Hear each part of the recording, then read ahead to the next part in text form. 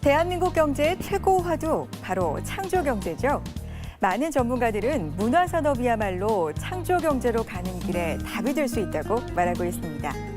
창의적인 아이디어만 있다면 얼마든지 엄청난 부가가치를 창출해낼 수 있는 문화산업은 앞으로 대한민국의 미래를 책임질 핵심 산업으로 주목받고 있는데요. 그동안 문화 콘텐츠 부국론을 강조해온 콘텐츠 미래연구회 서병문 회장을 직접 만나 대한민국 문화산업에 가야 할 방향에 대해 이야기를 들어봤습니다.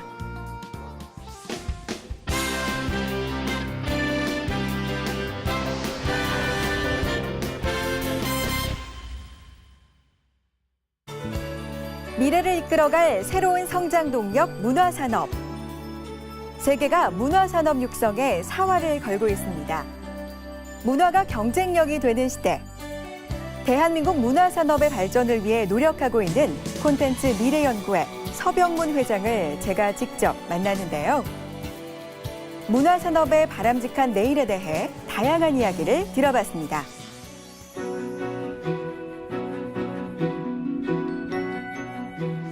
최근에 그래도 아침 저녁으로는 상당히 쌀쌀하고요. 문화 즐기기 좋잖아요. 그래.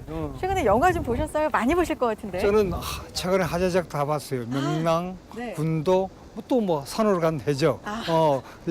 대부분 다 보였죠. 근데 좀 아쉬운 점은 뭐 천만은 좋지만은 스토리가 좀 더 강했으면 이런 아쉬움도 있어요. 예.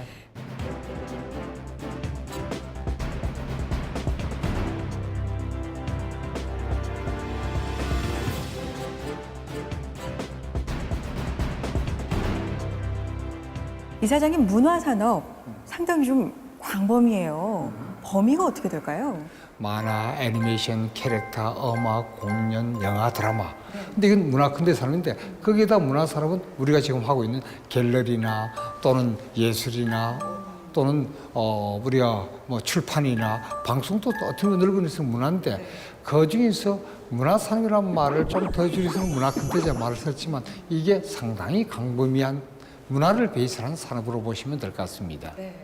이제는 문화 콘텐츠 산업이다. 그만큼 경제에 있어서 문화 콘텐츠가 중요하다는 걸 일찍부터 좀 아신 거잖아요. 문화 산업의 경제적인 가치 얼마나 될까요? 그래서 작년에 우리나라가 문화 콘텐츠 수입액보다 수출액 역전이 작년에 처음이 됐습니다. 한 10몇 년 만에. 그러고 우리가 꼭 수출 금액만 가지고 하는데 콘텐츠나 문화산업은 수출하면 그거로 끝나는 게 아니라 다른 경제 파급 효과가 더 큽니다. 예를 들어서 표현이 맞으면 텔레비라는 냉장고 수출하면 그거로 끝나지만 만일에 영화나 드라마나 다른 걸 게임을 수출하게 되면 그 나라 국민들이 우리나라 문화를 이해를 하고 좋아하게 되고 그래서 좋아하게 되면 어떻게 합니까?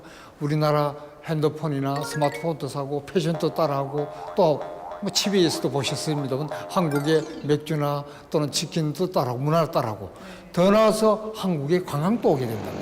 경제 효과라는 걸 딱 수출하는 그것만 따지는 게 아니라 파급 효과를 같이 생각하면 이건 무시 못할 정도로 크다고 생각합니다.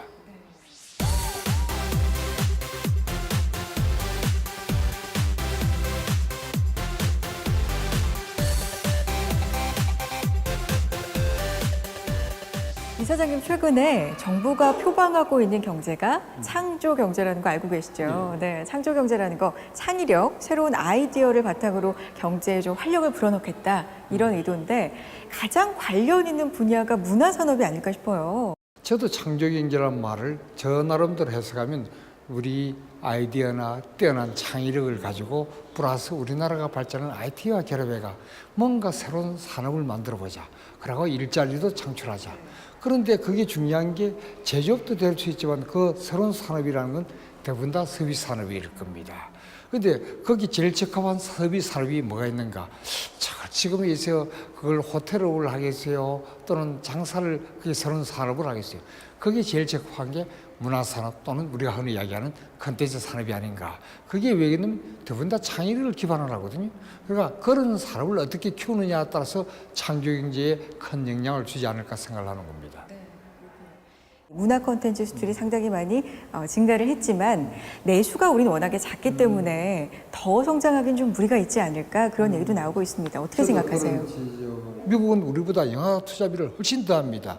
자, 겨울동화 같은 거 애니메이션 만들 때 미국은 약 3억 불, 2억 불 내지 3억 불 투자해가 전 세계 1조의 매출을 올린단 말이에요. 그러니까 우리도 얼마든지 국내에서 장인어가 잘만 만들면 좁은 시장은 본전을 표현해가지고 블랙이븐을 하고 얼마든지 해외를 나갈 수 있는데 이거보다 더 좋은 게 어딨냐. 그래서 전 규모의 경제란 말은 제조업에서는 있을지언정 이 문화산업에는 맞지 않다고 생각합니다. 현장에서 일하는 문화 콘텐츠에 종사하는 인력들 어떤 처우랄까요? 환경이 굉장히 열악하다. 그런 문제점들도 상당히 지속적으로 제기가 되고 있잖아요. 이런 부분들도 개선의 여지가 있을까요? 중소기업이 돼버리고 중소기업이 되니까 좀 표현이 미하지만 영세하고 그러다 보니까 근무 조건이 상당히 열악하고 상대적으로 어려운 것도 사실입니다. 저는 어떤 의미에서 그런 의미에서 우리가 해외에 더 나가고 하기 위해서 대기업들이 이쪽 산업에 더 뛰어들고 때에 따라서는 서로 협업관계로 중소기업하고 협업관계로 가져가야 우리도 해외 나오고 그 개선이 되는데 지금 아까 이야기했지만 애니메이션이나 또는 게임 만드는 회사 물론 그 중에서 커가 세계적으로 큰 기업도 있지만 대부분 다 기업들은 정말 아까 이야기한 대로 보수면에서나 환경면에서 열악한 사회인데 그러다 보니까 많은 젊은이들이 꿈을 안고 갔다가 회의를 갖는 경우 어떻게 하면 빨리 이런 걸 개선해 주는 게 이 산업을 키우는 것. 즉 제일 중요한 게 설비나 시설 이런 게 아니고 사람인데 그런 우수한 인력들이 창의를 가지고 할 수 있도록 어떻게 빨리 분위기를 만들어 주느냐가 이 산업을 키우는 핵이라고 생각합니다. 여러 가지 지금 문화 산업들의 가지고 있는 문제점들, 이 점들을 극복하려면 정책 도움도 상당히 중요하겠죠. 어떤 점들 필요하다고 보세요? 말은 문화 산업을 중요하다고 십수년 했지만 예산의 비중으로 보면 너무 적습니다. 그러고 각 지역에서도 정부의 한국 콘텐츠진흥 같은 정부 기관이 있고 지역별로도 이 산업을 육성해서 지역별로 기관들이 다 생겼는데 제가 좀 느끼는 거는 이게 전문적으로 좀 체계적으로 연계가 돼가지고 이 산업을 키워야 되는데 너무 저도 뭐 이쪽에 있습니다. 서울 경기도 중심으로 됐고 지역 산업이 같이 못 크고 있는 거.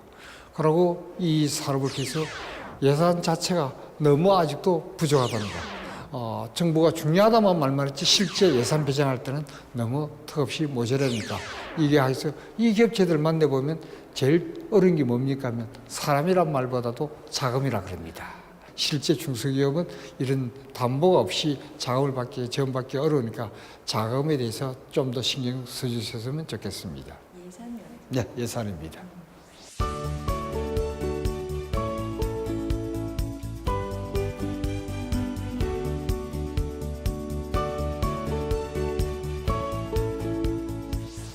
문화 콘텐츠 산업 진흥을 위해서 애쓰시는 분들이 사실 곳곳에 많잖아요. 그 관계자분들에게 어떤 당부의 말씀해 주고 싶으세요?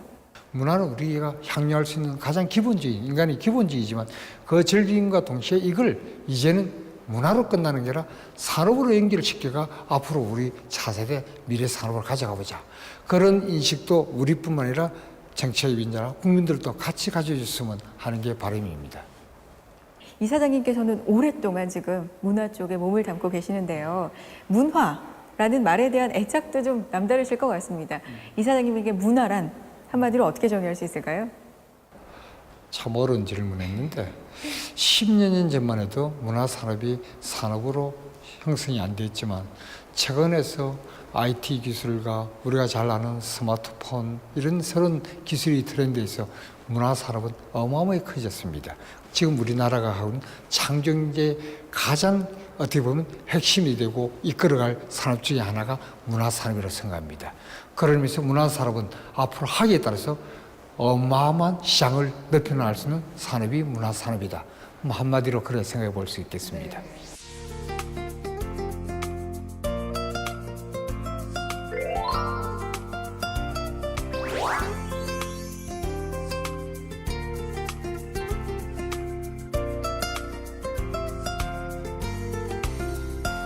앞으로도 우리나라 문화산업 발전을 위해서 많이 애써주시길 기대하겠습니다.